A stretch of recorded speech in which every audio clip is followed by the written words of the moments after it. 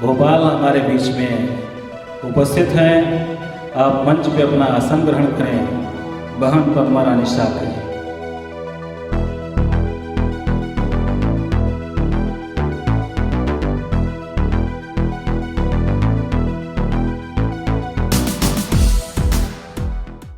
में संविधान लागू किया और संविधान जो दिया हमको, क्या वो इसलिए दिया कि छुट्टी वाले दिन भी हम अपने घर में टीवी और बीवी के साथ बैठ के और हम अपने घर में ही रहेंगे, ना कि हम समाज में कुछ समाज के दो पल और समाज के साथ समाज के लोगों के उद्धार के लिए या अपने बच्चों के भविष्य के लिए हम ये काम करेंगे।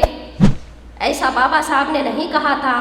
बाबा साहब ने जो सपना और संकल्प लेके जो समाज को आगे बढ़ाया और पूरी जिंदगी लगाई, उस बाबा साहब के मिशन को अगर हम चाहें तो थोड़ा थोड़ा करके आज करते तो हमारे समाज में आज इतनी उन्नति और प्रगति होती कि हमारा समाज के जो लोग हैं, जो बिछड़े और बिखरे हुए जो समाज हमारा बिखरा हुआ है, आज जैसे संविधान में जो सब्जेक्ट रखा गया है कि सामाजिक क्रांति को रोकने के लिए शासक जातियों के द्वारा धार्मिक ध्रुवीकरण करना प्रतिक्रांति का सबसे बड़ा हथियार है। शासक जातियों ने हमारे समाज पर जो धार्मिक ध्रुवीकरण किया है, क्योंकि हम जिसका परिणाम भुगत रहे हैं कि आज हमारा पढ़ा लिखा समाज जिस धार्मिक कुरीतियों और कुठर के कारण जिस समाज में जिस रूढ़ियों में जी रहा है, क्योंकि वो पढ़ा लिखा नहीं था तो उसे मूर्ख बनाया जा सकता था, लेकिन आज पढ़ा लिखा इंसान मूर्ख बन रहा है और पत्थर के सामने अपना सिर झुकाता है, तो उस इंसान को क्या कहेंगे। IAS IPS बनता है, वो माँ बाप के शिक्षा पे बनता है और बाबा साहब के दिए हुए संविधान पे बनता है, और बाबा साहब के दिए हुए उस कास्ट सर्टिफिकेट जो SC ST OBC के लिए दिया जाता है उस पे बनता है। और जब IAS IPS और जो डॉक्टर प्रोफेसर बनता है, वो पढ़ा लिखा समाज नालायक बन के उस पत्थर की मूर्ति के सामने अपना सर झुकाता है। उस ध्रुवीकरण के कारण आज हमारा समाज कहाँ पहुँच गया। उस ब्राह्मणी व्यवस्था ने हमारे समाज को कहाँ पहुँचा दिया कि हम लोग आज पढ़े लिखे होने के बावजूद भी उस पत्थर की मूर्ति के सामने अपना सर झुकाते हैं, ना कि हम पढ़े लिखे उस बाबा साहब ने हमारे लिए जो राइट दिया, जिस सर्टिफिकेट के कारण, जिस जाति SC ST का जो सर्टिफिकेट मिला, उसके कारण हमें जो समाज में मान और सम्मान की जिंदगी मिली, उसके कारण हमें जो समाज में बैठने का अधिकार मिला, उसको हम नहीं जानते। लेकिन हम उस पत्थर की मूर्ति को जानते हैं, जहां हम कहते हैं कि हमारे माँ बाप ने वहां सर झुकाया, बेटा जाइए, उसी की बदौलत है कि आपको भी वही मिला। लेकिन ये नहीं पता कि बाबा साहब की बदौलत है जिसके कारण तुम्हें संविधान मिला और संविधान के कारण तुम्हें हक और अधिकार मिला। आज वही हक अधिकार छीनने का कारण ब्राह्मण कर रहा है। आज वही सामाजिक धार्मिक ध्रुवीकरण करके तुम्हारे संविधान को खत्म करने का जो षड्यंत्र बना रखा है, आपकी नौकरियों को खत्म करने का, आपकी शिक्षा को खत्म करने का, आपके बच्चों के भविष्य को खत्म करने का, स्कूलों को बंद करने का, छात्रावासों को बंद करने का, हॉस्पिटलों को बंद करने का जो आज कार्य चल रहा है, उस कार्य के पीछे बहुत बड़ा षड्यंत्र है जिसको हम समझने की कोशिश ही नहीं करते। अगर हमने थोड़ी सी भी कोशिश की होती कि हम लोग तो पढ़ लिख के आज नौकरी पे लगे हैं, मगर जो आने वाला हमारे बच्चों का भविष्य है, क्या वो नौकरी कर पाएगा, क्या वो नौकरी में जा पाएगा, क्या उसको नौकरी मिलेगी, क्या उसका भविष्य होगा, क्या वो अपने भविष्य के लिए जो प्रयास करता है वो सही लक्ष्य के लिए जा रहा है, या उसके पीछे हम कुछ कारण या रोड़े बन के रुके हुए हैं कि समाज का हम साथ नहीं दे रहे, समाज के हम साथ होते तो आज हम संविधान को बचाने में अपना कार्य कर चुके होते। आपको मैं बताना चाहती हूँ कि आज जो वर्तमान में 18-19 साल से जो सरकार है बीजेपी की, उस बीजेपी की सरकार में आपको 18 साल से नौकरियां नहीं निकाली गई, तो क्या आपकी एक पीढ़ी का भविष्य नहीं बर्बाद हुआ? उसके लिए कभी आपने सोचा कि एक पीढ़ी का भविष्य हमारा बर्बाद हुआ और उस पीढ़ी का बच्चा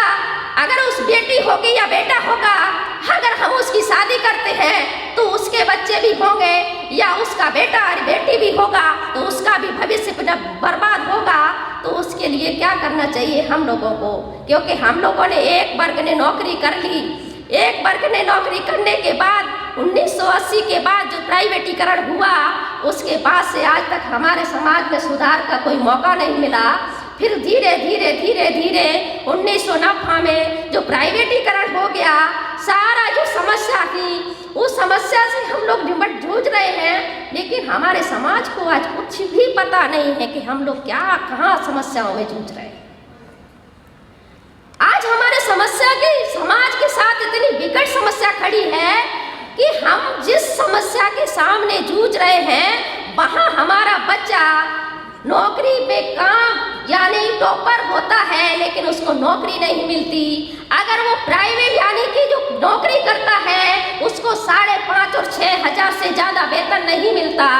अगर आपका बच्चा पढ़ के इंजीनियर, प्रोफेसर, डॉक्टर बन के अगर वो 5,000, 8,000 में नौकरी करेगा तो आपका भविष्य, आपके बच्चे का भविष्य क्या होगा, क्योंकि वो आने वाले बच्चे को, अपने परिवार को 8,000 में, 9,000 में कैसे वो पूर्ति कर पाएगा। आज समाज में जो प्राइवेटीकरण हो रहा है, सारी चीजें ठेके पे दे दी गई, सारे ठेकेदारी प्रथा लागू हुई। बाबा साहब ने 1926 में एक नियम बनाया, अधिनियम 1926 समान वेतन समान अधिकार का। उसमें हमारे प्राइवेट वाले और सरकारी वाले इंसान को जो नौकरी करता है उसको समान वेतन समान अधिकार मिलना चाहिए, लेकिन उस समान वेतन समान अधिकार को खत्म करके 1948 में क्या बनाया, 1948 में उस समान 1926 के एक्ट को खत्म करके उन्होंने 1948 में बनाया न्यूनतम वेतन अधिनियम। न्यूनतम का मतलब क्या होता है? न्यूनतम का वेतन मतलब होता है कम से कम। कम से कम का मतलब जितना आपको मिले उतना। जब 1948 में न्यूनतम वेतन अधिनियम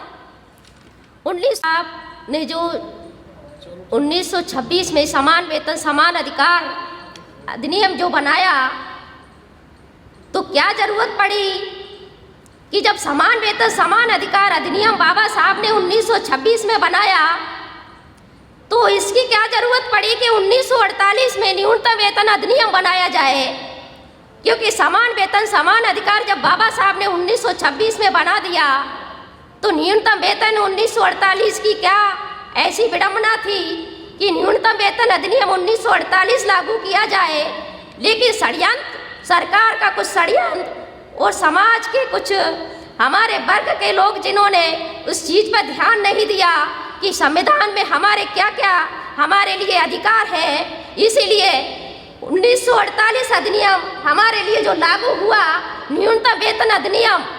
न्यूनतम का मतलब होता है कि कम से कम, और कम से कम का मतलब होता है कि जितना दे दो उतना चल जाएगा, वरना जैसा भी आप जैसा जियो। तो न्यूनतम वेतन अधिनियम 1948 इसमें क्या हुआ कि इसमें सारा जो समान वेतन समान अधिकार था कि सबको, प्राइवेट वालों को और सरकारी वालों को समान वेतन मिलना चाहिए। जैसे 40,000, 50,000 जो सरकारी वालों को मिलता है वही प्राइवेट वालों को मिलना चाहिए। लेकिन उन्हों को लगा कि अगर हम प्राइवेट वालों को ये वेतन देते हैं तो ये सब लोग हमारे समाज में बराबरी का दर्जा पा लेंगे, इसीलिए उनको ये जरूरत पड़ी कि 1948 अधिनियम, न्यूनतम वेतन अधिनियम 1948 लागू किया जाए, ताकि हम प्राइवेटीकरण करके इस समाज के जो पढ़े लिखे वर्ग को और आने वाली पीढ़ी को हम कैसे गुलाम बना सकें, इस षड्यंत्र के तहत किया गया। और इस षड्यंत्र का हिस्सा हमारा समाज बना और उसके लिए आज वो पूरी तरह यानी कि उस पर हावी हो चुका है कि न्यूनतम वेतन अधिनियम का आज जो देख रहे होगे कि सारी चीज़ें जो प्राइवेटीकरण कर दी गई हैं, जिसमें किसी को 5,000, 5,500, 8,000, 9,000 में उनको तनख्वाह पे रखा जाता है, लेकिन न्यूनतम वेतन अधिनियम जिसमें जो श्रेणी के आधार पे जो लागू है उसको भी नहीं दिया जा रहा। जबकि 5 श्रेणियों में जिस वेतन का मान है, न्यूनतम वेतन का कुशल श्रेणी या कुशल श्रेणी श्रमिक वर्ग में आते हैं, कम से कम 11,000 से शुरू होकर 18,000 तक की उसकी तनख्वाह होती है कुशल श्रमिक की, लेकिन वो भी उसको नहीं मिलता। अगर कुशल श्रमिक है तो उसको 11,000 11,500 में उसको काम चलाया जाता है। अगर वो अकुशल श्रमिक है तो उसको 6,500 7,000 में उसको दिया जाता है। क्या उसका काम, उसका परिवार चल जाएगा? क्या उसके भविष्य, उसका बच्चा पढ़ने के लायक होगा? क्या उसका बच्चा सपने देखेगा कि मेरा बेटा IAS IPS बनेगा? नहीं देख सकता। ये व्यवस्था को ध्वस्त करने के लिए ही, हमारे समाज को नीचे यानी लाने के लिए जो आज डाउन पर ला के रख दिया है, उस समाज के उस नियम के अनुसार है जिसके अनुसार हमारे लोगों का आज जो शोषण किया जा रहा है। आपने देखा होगा कि 2014 में जब प्रधानमंत्री जी 2014 में नरेंद्र मोदी जी जब सरकार में आए थे तो हमारे देश में जो 2014 में ग्लोबल हंगर इंडेक्स की रिपोर्ट के अनुसार 55वें देश में भारत था हमारा। और ऐसी क्या विडंबना आ गई 2022 में कि आज 2022 अक्टूबर की रिपोर्ट जब आती है तो 121 देशों में भारत का 107वां स्थान हो जाता है। ऐसी कितनी भयंकर जो समस्या हमारे समाज के लिए पैदा कर दी कि हम लोग आज जितनी स्थिति, दयनीय स्थिति में जी रहे हैं कि 121 देशों में से आज हमारा भारत 107वें देश पर है भूखमरी के, जिसको भरपेट खाना नहीं मिलता। 33 करोड़ ऐसे लोग हैं जिनको 6 रुपए की प्रतिदिन की आमदनी है। 83 करोड़ ऐसे लोग हैं जिनकी आमदनी प्रतिदिन की 6 रुपए की है। बताइए, 12.5 करोड़ ऐसे युवक बेरोजगार हैं आज भारत में 2022 में। उनकी जो स्थिति है कि आज बेरोजगारी की जो आज दर दर भटकने की जो स्थिति है। 16 करोड़ लोग हैं जो झोपड़ियों में निवास कर रहे हैं और हमारे जो राष्ट्र यानी कि प्रधानमंत्री बोलते हैं कि हमने सबके लिए घर और छत दे दिया। आज भी 16 करोड़ लोग झोपड़ियों में निवास करते हैं या फुटपाथ पे सोते हैं। ये हमारे देश की स्थिति है। और 6.5% लोग आज भी शुद्ध पानी उनको पीने के नहीं मिलता, क्योंकि वो गंदा पानी पीते हैं, जिसके कारण वो बीमार हो जाते हैं। उनको तरह तरह की बीमारियां हो जाती हैं और उनकी जो दयनीय स्थिति है वो आज वो स्थिति है कि भारत में। और प्रधानमंत्री कहते हैं कि स्वच्छ जल अभियान, स्वच्छता अभियान, स्वच्छ भारत अभियान की बात करते हैं, लेकिन जो आंकड़ा मैंने उठाया है वो कहीं ऐसे वर्ष से नहीं है। मैंने जो आंकड़ा लिया है जो उनके सरकारी उससे लिया हुआ आंकड़ा है। अभी जो पिछले महीने जो रिपोर्ट आई कि मध्य प्रदेश में 13.5 लाख शिक्षकों की भर्ती पड़ी हुई है, जो अभी 18 साल में नहीं हुई है। 13.5 लाख लोगों की भर्ती। अगर ये भर्ती अगर 18 साल में हुई होती तो क्या मध्य प्रदेश की ये स्थिति होती? अगर मध्य प्रदेश में नहीं, अगर भारत में अगर यही अगर दर से अगर होती, नियुक्ति हुई होती तो भारत की आज ये स्थिति होती। लेकिन हमारा समाज बोलने के लिए तैयार नहीं है।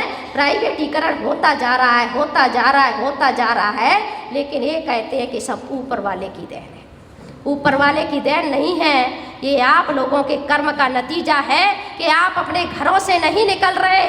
आज आपको जो अच्छी नौकरी, आज आपको अच्छा जो खाने को, अच्छा पहनने को आपके बाप दादों ने जो बना दिया है, लेकिन शायद आप अपने बच्चों के लिए जो बना के जाओगे, ऐसा मुझे नहीं लगता कि आप अपने बच्चों को आने वाले भविष्य के लिए क्या छोड़ के जाने वाले हो। कुछ नहीं छोड़ के जाने वाले। अगर यही स्थिति हमारे समाज की रही तो हमारा समाज आने वाले कुछ समय में ऐसी स्थिति और भयानक स्थिति का रुख बदलने वाला है कि समाज में हम लोगों की जो परिवार, हमारा जो भविष्य, हमारे जो बच्चे होंगे, हमारी आने वाली जो पीढ़ी होगी, वो हमारी पीढ़ी इस लायक नहीं होगी कि हम लोग बैठने के लायक हो जाए। हम आपसे निवेदन चाहते हैं, हम रोज चाहते हैं कि हम समाज को इकट्ठा करें। कम से कम हम इतना सोच लें कि हम एक आदमी, अगर एक आदमी को तैयार करता है तो जितने लोग हैं हम उतने 2 लोग तैयार कर सकते हैं। और करने के लिए हमें एक जागृति करने की बहुत ज़रूरत है,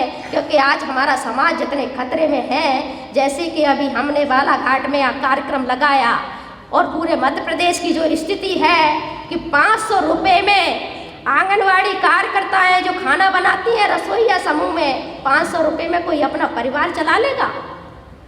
नहीं चला पाएगा।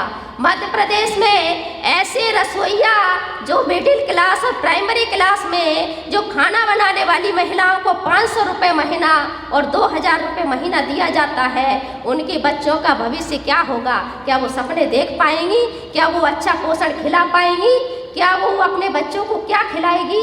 आज की डाइट, नॉर्मल डाइट बच्चे की क्या होना चाहिए वो उनको पता नहीं। बच्चे को आज कितनी बार खाना देना चाहिए ये उनको पता नहीं। सुबह खाना खा लिया, सूखी सूखी रोटी खा लिया और शाम को जो बच्चे को मिला वो खिला दिया। क्या हमारे भारत का भविष्य ऐसे ही बीतेगा?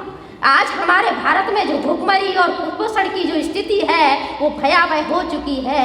आज जो भारत में हर महिला कुपोषण का शिकार है। मध्य प्रदेश में 47% कुपोषण की शिकार महिलाएं हैं। मध्य प्रदेश की स्थिति है आज जो हर एक तीसरी महिला में कुपोषण है। अगर वो महिला कुपोषित होगी, अच्छा पोषण नहीं ले सकती, तो वो बच्चे का भविष्य निर्माण कैसे करेगी? अगर वो पिता अच्छा नहीं कमा सकता तो वो बच्चे को क्या खिलाएगा? और अगर वो अच्छा क्या खिलाएगा तो उसका बच्चे का भविष्य और वो क्या सोचेगा? वो नहीं सोच पाएगा और उसका बच्चा मंद बुद्धि पैदा होगा। और मंद बुद्धि पैदा होने के बाद उसके बच्चे का भविष्य वही होगा अधर में। जो हमारे बच्चे के भविष्य को बनाने वाले हम लोग थे और हमने नहीं सोचा, इसके कारण हमारा बच्चा आज अधर में चला गया। ये हमको सोचने का मौका भी नहीं मिलेगा। इसीलिए मैं चाहती हूँ, अपने समाज से अनुरोध करती हूँ कि जो समाज में आज जो बुराई, जो समाज में जो कुरीतियाँ, जो समाज में जो हो रहा है, जब समाज में हमारे लिए जो व्यवस्था बनाई हुई है 5000 साल से जो हमारे साथ जो हो रहा है अन्याय अत्याचार, उसके बाद जो 75 साल से हमारे पास संविधान होने के बाद भी हमने उस संविधान को उठा के नहीं देखा, उस संविधान को नहीं पढ़ा जो बाबा साहब ने हमें राइट दिए। लेबर लॉ में हमें 129 कानून दिए, लेकिन उनमें से भी 29 कानून हमारे ख़त्म कर दिए गए। मजदूरों के हक के जो 129 जो कानून थे उनमें से 29 कानूनों को ख़त्म कर दिया गया। यहाँ बैठे कितने लोगों को पता होगा कि हमारे 29 कानून ख़त्म हो चुके हैं? किसी को नहीं मालूम होगा, क्योंकि हमारे जो धीरे धीरे 129 जो नियम बाबा साहब ने संविधान में बनाए थे कि जिनकी बदौलत से हम अपना अधिकार ले सकते हैं, अपना अधिकार छीन सकते हैं, लेकिन उनको धीरे धीरे धीरे धीरे संविधान से मिटाया जा रहा है और हमको पता तक नहीं है। और हम लोग मूक बन के बैठे हैं और हम लोग सोच रहे हैं कि कुछ अच्छा होगा। कुछ अच्छा होने वाला नहीं है जब तक आप प्रण ना लो कि हमें कुछ अच्छा करना है। हम अच्छा सोचते हैं, अगर मैं सोचती हूँ कि मुझे अच्छा करना है तो आपको भी सोचना होगा कि मुझे भी अच्छा करना है। मेरे भविष्य के लिए, मुझे अपने भविष्य के लिए करना है। मेरा तो बीत गया, मेरे बच्चे का आने वाला भविष्य है, कम से कम मुझे उसके लिए सोचना है। ऐसी मैं आशा करती हूँ मेरे भाइयों से, बहनों से, और ऐसा मेरा अनुरोध है। यही मैं अपनी बात को समाप्त करती हूँ। जय भारत, जय मूल्यवासी।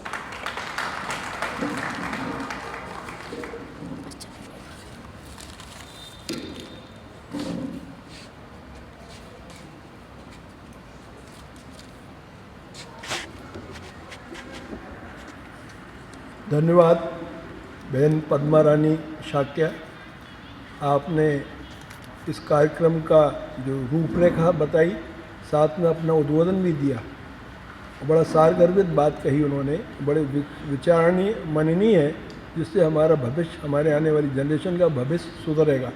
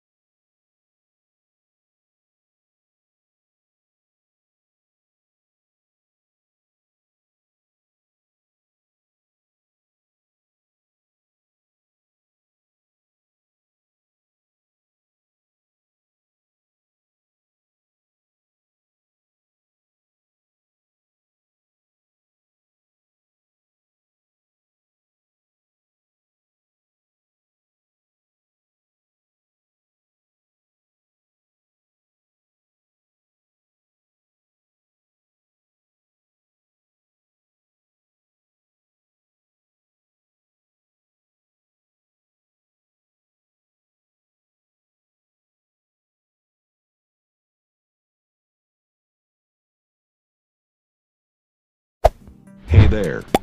Subscribe to my channel. And also press this bell icon.